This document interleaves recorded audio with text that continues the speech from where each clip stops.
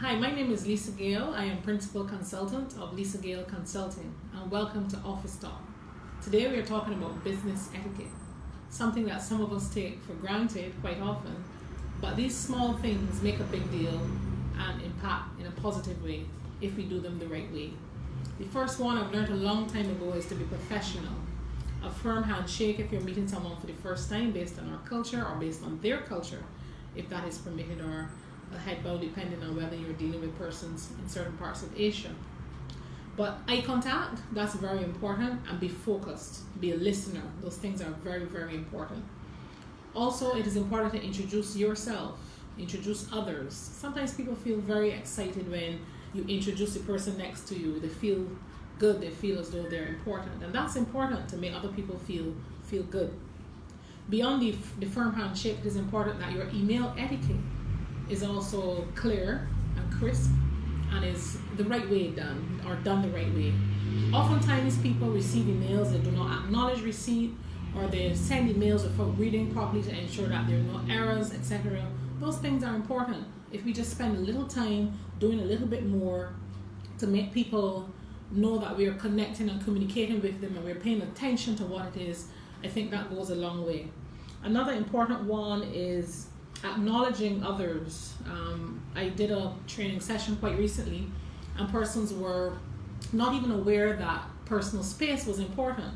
So you may be in a cubicle, there may be a number of you in a cubicle, you would have gone off to maybe the washroom, or you would have gone to a meeting and you came back. Say hello, say something. If you pass persons in the corridor, be sure to say hello. You don't have to speak to them every single time you see them, but eye contact, acknowledgement, those things are important. When we go to after hour sessions, make sure that we retain our professionalism as well. That's also pretty important. I also can speak specifically to the courtesies that are extended to persons who hold certain office. I learned quite a bit when I spent some time at the Ministry of Foreign Affairs and Foreign Trade, and recognizing persons based on their office is also important. You're not necessarily pandering to persons because they hold high office, but you respect the office that they have. I think that's very crucial and important.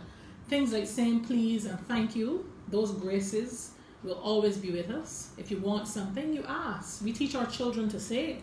As adults, I think it is important for us to acknowledge when someone does something which you appreciate, or to request something in a manner that you show kindly or grateful, or use those type terms when you're asking for things. I think those things go a long way in helping us to communicate good business etiquette. One key factor which persons take for granted is listening skills.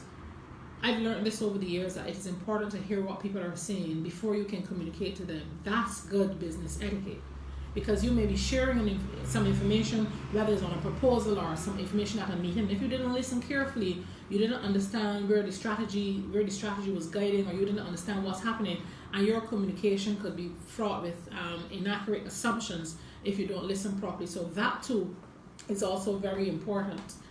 Another element, I just had it right there in terms of watching your language, your nonverbal cues. That is also a part of effective communication, and I understand that over 70% of your communication, the communication that you convey is nonverbal. So if you just think it is all you're saying, it's not just what you're saying, it is what you're communicating. So make sure you're properly postured, make sure that you are using the right eye contact, the right facial intonations. All those things are very important. Watch your language, your tones that you use. Sometimes your tone may be a little too loud, and persons may misconstrue. I have to handle that very carefully because I'm a very passionate person. So those are just a few. Double checking when you press send. I think I said that earlier. That's very important, especially you may send an email to the wrong person. So there may be 4 or 15 persons in your with the same name, or it depends, and you may send the email to the wrong person. So I think those are also just a few to share with you, not walking into a room unannounced, and a couple others. I think I've covered it there. One big one for me, and I'll share this with you: respecting time. Make sure that you are going to your meetings and you turn up at your meeting on time, and on time doesn't mean at 2 o'clock if it's a 2 o'clock meeting. Between 5 to 15 minutes before that time, so you can get to the venue, you can get to the place. That's also very important. So I'll leave those few with you. Make sure that you Make sure that you have a firm handshake. I've taught that a lot over the last few months as we trained up these young professionals and young entrepreneurs. Those are important. So, Office Talk. Thank you very much.